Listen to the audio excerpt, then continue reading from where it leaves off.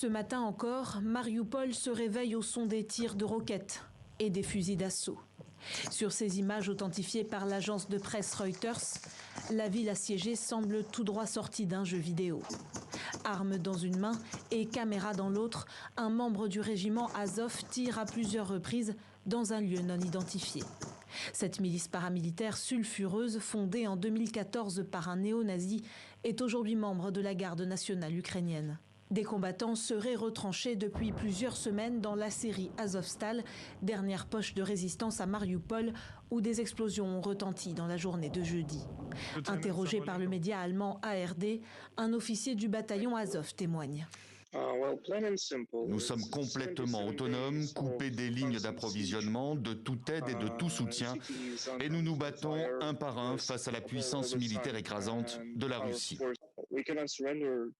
Notre peuple se bat et fait de son mieux, mais je ne suis pas sûr de mon gouvernement parce que nous sommes bloqués depuis plus de 2 mois sans connexion, sans réapprovisionnement. Nous attendons de notre gouvernement des actions fortes. Dans la capitale, des proches des combattants d'Azov exigent leur libération. On ne peut rien faire à part nous rassembler et implorer l'aide des autorités. Je veux qu'ils rentrent chez eux et qu'ils puissent reprendre une vie normale avec leurs enfants et leurs proches. Ils l'ont bien mérité. Ces derniers jours, des dizaines de civils ont été évacués de la série Azovstal, mais selon le maire de Marioupol, une centaine de soldats sont toujours à l'intérieur.